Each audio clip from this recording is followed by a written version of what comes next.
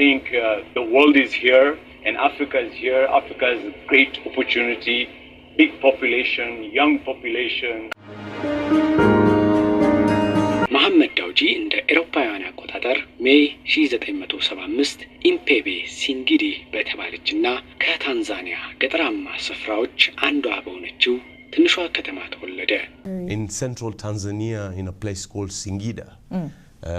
And very much so, you know, my grandfather was from there, my great grandfather is buried there, so yes, very humble beginnings. ዳውጂ አህጉራችን አፍሪካ ካፈራቻቸው ወጣት ስራ ፈጣሪዎች መካከል በተጽዕኖ ፈጣሪነት በፎርብስ መጽሔት በተደጋጋሚ ምስላቸው ከሚወጡ የአፍሪካ ልጆች መካከል በቀዳሚነት ይመደባል። የመጀመሪያ ደረጃ ትምህርቱን ከአካባቢው ረጅም ኪሎ ሜትርን እያቆራረጠ ዕውቀትን እንደቀሰመ የሚናገረው ዳውጂ ገና በለጋነት እድሜው አስቸጋሪና ፈታኝ የሆኑ ነገሮችን ማለፉ አሁን ለደረሰበት ጥንካሬ አንዱ ምክንያት ሊሆነኝ ችሏል ሲል ይናገራል። የዘር ሐረጉ ከኢንዲያ የሚመዘዘው ዳውጂ በአባቱ አማካኝነት በአሜሪካ የሁለተኛ ደረጃ ትምህርት እድል በማግኘቱ ወደ ዩናይትድ ስቴትስ አቀና። በአሜሪካ በገጠመው አዲስ ባህል ምክንያት የዕለት ተዕለት ኑሮን ለመግፋት ከባድ አድርጎበት እንደነበርም ወደ ኋላ መለስ ብሎ ያስታውሳል። በተለይ የትምህርት ስርዓቱ የእንግሊዝ ቅኝ በመሆኑ በተግባቦቱ ረገድ ትልቅ ችግር ገጥሞት እንደነበርም ያስረዳል። በወቅቱ ትምህርቱን በሚከታተልበትና ፍሎሪዳ ከተማ ውስጥ በሚገኘው ታዋቂው የቴምፓ ሃይ ስኩል በተማሪዎች መካከል ከፍተኛ የሆነ ፉክክር እንደነበርና ጠንክሮ መስራት አማራጭ የሌለው ነገር በመሆኑ ትምህርትና ስራውን ጎን ለጎን በማያያዝ ሌት ተቀን ያለ እንቅልፍ ይተጋም እንደነበር ያስታውሳል። In Africa, you've got a presence in 11 African countries. You account for a huge amount of Tanzania's output. Something like 35%? Like 35%. You know, I mean, Africa is big on fast-moving consumable goods, and usually in the past, the multinationals used to dominate that space. So we, like as Unilever, Procter & Gamble, Coca-Cola, and now we are pretty much taking head-on, you know, and manufacturing locally, creating our own brands, trading them regionally, and then setting up extended manufacturing facilities all across the region. So currently, we're exploring Eastern Central Africa, which has got a population of almost 350 million people. Once we're successful at that, then we want to expand it all across Africa.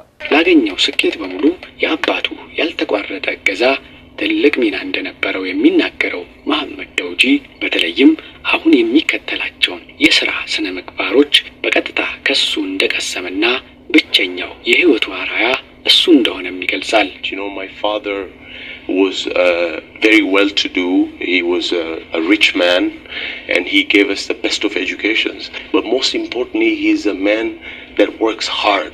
He's a man that's very difficult to compete with because all he does is think about business and think about making money the whole day. So yes, definitely he's played a big role in terms of discipline. በከፍተኛ ትምህርት ቆይታው ለዩኒቨርሲቲው ክፍያ የሚሆን ገንዘብ ለማግኘት ዝቅተኛ ስራዎችን በመስራት ጭምር ክፍያ ለመሸፈን ጥረት ያደርግም እንደነበር ይናገራል። ትምህርት የስኬት መንገድን ይከፍታል እንጂ ስኬትን አያመጣም የሚለው ዳውጂ እንደ ኤሮፓውያን አቆጣጠር በ1998 ከጆርጅ ታውን ዩኒቨርሲቲ በፋይናንስና በዓለም አቀፍ ቢዝነስ ተመርቋል። ጥቂት ጊዜም ዎል ስትሪት በተባለ ተቋም ውስጥ ካገለገለ በኋላ ወደ ትውልድ ሀገሩ ታንዛኒያ ተመልሷል። ለእግር ኳስ ስፖርት ትልቅ ፍቅር ያለው ዳውጂ በተለይም በልጅነቱ በተከላካይ መስመር ላይ ውጤታማ እንደነበር ያስታውሳል። አሁንም ከስፖርቱ ብዙ እንዳራቀና በስፖርት መርሃ ግብር ውስጥ የሚታዩት የማሸነፍና የመሸነፍ ሁነቶች ከስራ ፈጠራ ሙያ ጋር በእጅጉ እንደሚቆራኙም ይናገራል። ለአፍሪካውያን ወጣቶች የስራ ዕድልን መፍጠር ቀዳሚ ህልሙ በማድረግ ለ100,000 ወጣት አፍሪካውያን የስራ ዕድልን ፈጥሯል። በልዩ ሁኔታ መዋለ ንዋዩን በአፍሪካ በትክክል ለማይሰሩና በደካማ ሁኔታ የተያዙ የቢዝነስ ሐሳቦችን እንዲሁም የዘልማድ የንግድ ሁኔታዎች ላይ ሀብቱን በማፍሰስ በዘመናዊ ሁኔታ በማደራጀት በአነስተኛ የንግድ ሁኔታዎች ውስጥ ያለውን ትልቅ ሀብት ወደ ገንዘብ በመቀየርም ዳውጂ ይታወቃል።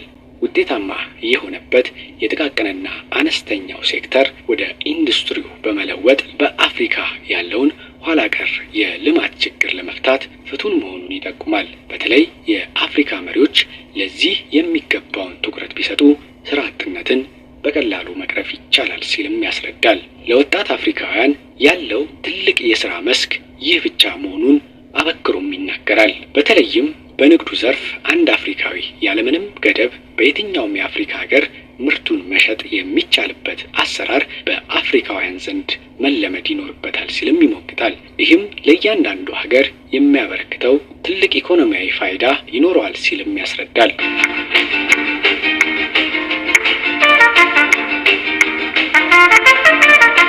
ምንም እንኳን ዶጂ ሙያው የሥራ ፈጠራና ቢዝነስ ቢሆንም በታንዛኒያ ፖለቲካ ላይ በቀጥታ ተሳትፎ በማድረግ ላይ ይገኛል። ታንዛኒያ በአፍሪካ ነጻነት በተለይም በፓን አፍሪካኒዝም እንቅስቃሴ ላይ ያደረገችውን ጉልህ አበርክቶ በማንሳት እንዲህ ባለ መልኩ አፍሪካውያን አንድ ብንሆን በዓለም አቀፍ ደረጃ በቀላሉ ተጽዕኖ ማሳደር የሚችል ትልቅ አህጉር እንደሆነም ይገልጻል። Africa unite, 'cause we're moving right out of Babylon. የበጎ አድራጎት እንቅስቃሴዎች ላይ በመሳተፍ የሚታወቀው ዶጂ ህይወት አጭር በመሆኗ የምንተማመንበትና የምንመካበት ነገር ሁሉ ድንገት ያልፋል። ገንዘብ ሁሉ ነገር አይደለም። ሀብቴን ተጠቅሜ ከራሴ አልፌ ለሰዎች ችግር መድረስ ካልቻልኩ ያለኔ ምንም ማለት ነው የሚለው ዶጂ በስሙ የተለያዩ ፋውንዴሽንና ግብረሰናይ ድርጅቶችን በማቋቋም በርካታ የታንዛኒያ ዜጎችን በመርዳት ይታወቃል። በተለየ ሁኔታም በመጀመሪያ ደረጃ ትምህርት ቤቶች የተማሪዎች የምገባ ፕሮግራሞችን በማዘጋጀት የታንዛኒያ ታዳጊዎችንና ወላጆችን ያግዛል። ለስኬት ካበቁት ቁልፍ ነገሮች መካከል ስነ ምግባር ትልቁን ድርሻ እንደሚወስድ በማስረዳት በተለይም ወጣት ስራ ፈጣሪ አፍሪካውያን ይህን ልማድ የዕለት ተዕለት ተግባራቸው ቢያደርጉ በቀላሉ በዚህ ዘርፍ አሸናፊ ሊሆኑ እንደሚችሉም ይመክራል። I say Africa must wake up, the sleeping sons of Jacob, for what tomorrow may